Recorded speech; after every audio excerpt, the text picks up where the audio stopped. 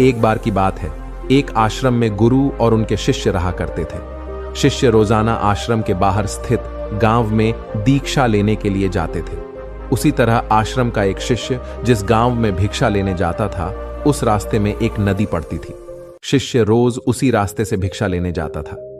एक दिन उस शिष्य ने देखा कि एक लड़का पेड़ के पीछे छिपा है। वह उस लड़के के पास गया और उससे जाकर बोला, भाई, तुम इस पेड़ के पीछे छिपकर क्या देख रहे हो? लड़के ने कहा, अरे तुझे नहीं दिख रहा क्या? मैं क्या देख रहा हूं? तब शिष्य ने नदी की तरफ देखा तो वहां पर कुछ लड़कियां पानी भर रही थी। तब शिष्य ने उस लड़के से कहा, अरे भाई, वहां पर तो लड़कियां पानी भर रही है, इसमें छिपकर देखने वाली क्या बात है? तब वो लड़का शिष्य की तरफ देखकर उसे कहता है, अरे पागल, तुम्हें दिखाई नहीं दे रहा है क्या कि कैसे यह परियां नदी से पानी निकाल रही है? जरा उनकी अदाओं को तो देखो, उनके कोमल शरीर को देखो, उनकी पतली कमर मटके को उठाते समय बाल खाती है और उनके बाल उनकी कमर पर कैसे लहरा रहे हैं, मानो सुंदरता बिखरी पड़ी हो। शिष्य ने फिर नदी की तरफ देखा और इस बार वह इससे देखता ही चला गया। अभी तक तो कुछ भी नजर नहीं आ रहा था और वह बिल्कुल निर्भय था। उसे किसी भी बात का कोई डर नहीं था। लेकिन अब वो छिपने लगा और उन लड़कियों को देखने लगा जैसे उसने कोई अपराध कर दिया हो। और जब वो छिपकर उन लड़कियों को देख रहा था, तभी वो अचानक अंदर से कांप गया और उसने कहा कि ये मैं क्या कर रहा हूं? मैं जो कर रहा हूं वो सही नहीं है, मुझे यहां से चले जाना चाहिए। और फिर वह जल्दी से वहां से चला गया। वो आश्रम पहुंच जाता है। आश्रम जाकर वो अपने कार्यों में लग गया। लेकिन जो अभी वह देखकर आया था, वही उसकी आंखों के सामने बार बार आ रहा था। उसके मन में वही दृश्य चल रहा था। उसका मन वही सब कुछ देखने के लिए लड़ाई हो रहा था। उसका किसी भी काम में मन नहीं लग रहा था। सुबह होते ही वह रोज जल्दी ही भिक्षा के लिए आश्रम से निकल जाता और उस नदी के पास वाले पेड़ के पास जाता जहां पर वह लड़का पहले से मौजूद रहता था। उसके साथ मिलकर लड़कियों को छुप छुप कर देखता था। अब वह शिष्य रोज ऐसा करने लग गया। यह उसके रोज का काम हो गया। अब उस शिष्य का मन किसी भी काम में नहीं लगता था। वो हमेशा ही किसी न किसी प्रकार के विचार में उलझा रहता। वह आश्रम के कार्यों को भी ठीक ढंग से नहीं कर पा रहा था। ना वो ठीक से सो पाता, ना वो ठीक से खाना खा पाता था। उसका मन बेचैन सा रहता था। उसका मन बार बार उन लड़कियों के सौंदर्य को देखने के लिए लालायित रहता था। जब गुरु उपदेश देते तब भी उस शिष्य का मन कहीं और विचारों में खोया रहता था। गुरु ने अपने शिष्य की इन हरकतों को जान लिया था। तब एक दिन गुरु ने शिष्य को अपने पास बुलाया और कहा कि आज से मैं भी तुम्हारे साथ भिक्षा मांगने चलूंगा। तुम और मैं साथ साथ भिक्षा मांगने चलेंगे। तभी शिष्य ने गुरु को मना करते हुए बोला, नहीं गुरुदेव, आप परेशान क्यों हो रहे हो?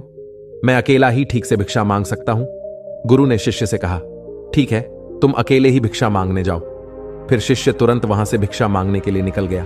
शिष्य को जाने के बाद गुरु भी आश्रम से निकल गए और शिष्य का पीछा करने लगे कि वो कहां जाता है, किससे मिलता है। ये सब देखने के लिए उसके पीछे पीछे चलने लगे।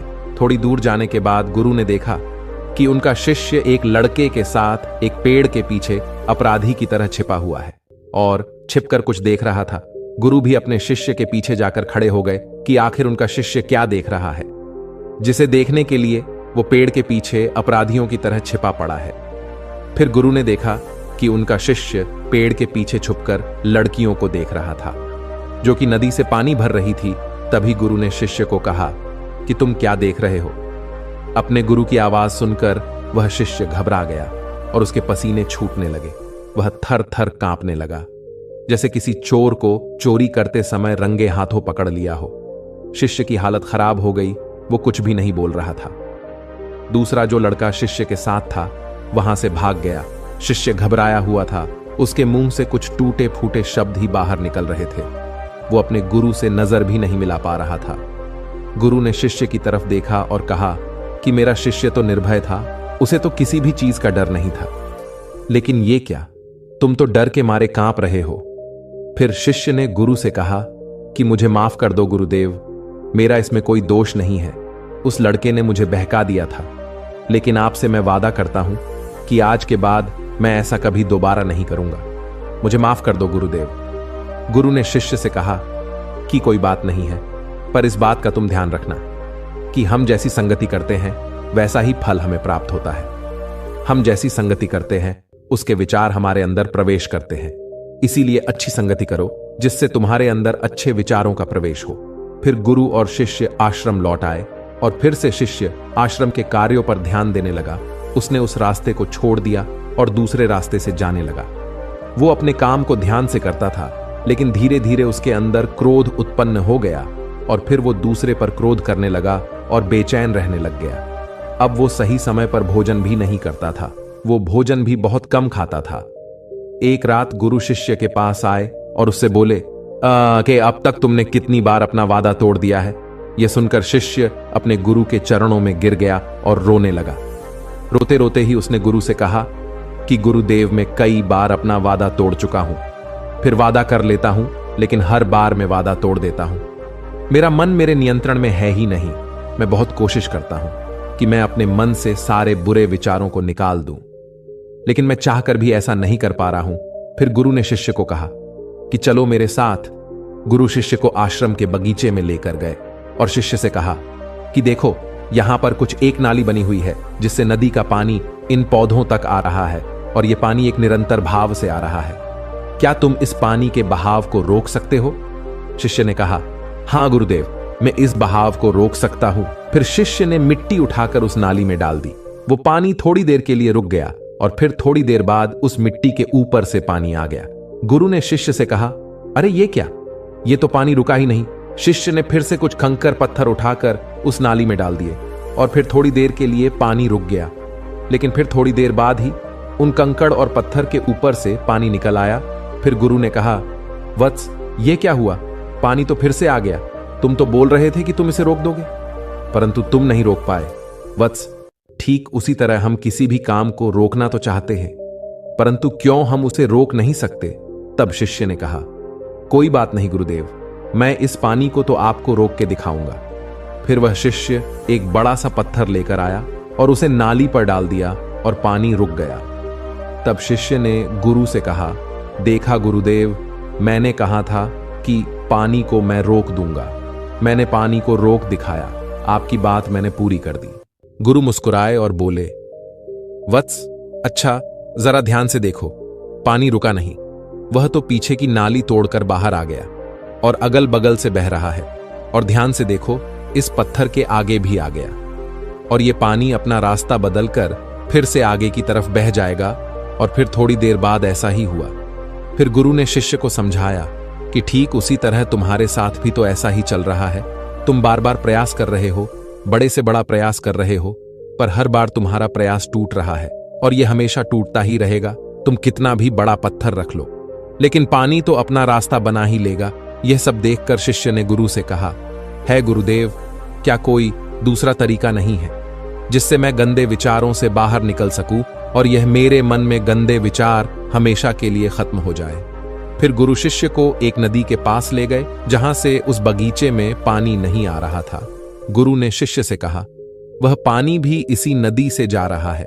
अगर हम यहीं से उस रास्ते को बंद कर दें जहां से पानी बगीचे में जा रहा है, तब क्या हम पानी को रोक नहीं सकते? शिष्य ने कहा, हां गुरुदेव, अवश्य ऐसा हो सकता है। मैं इस पानी को यहीं से बंद कर देता हूं, तब आगे की नाली में पानी जाएगा ही नहीं। फिर से शिष्य ने नदी से जाने वाले रास्ते को बहुत मेहनत करके पत्थर और मिट्टी डाल डालकर बंद कर दिया और गुरु से कहा, गुरुदेव, मैंने पानी को बंद कर दिया है, अब यह पानी बगीचे में जाएगा ही नहीं।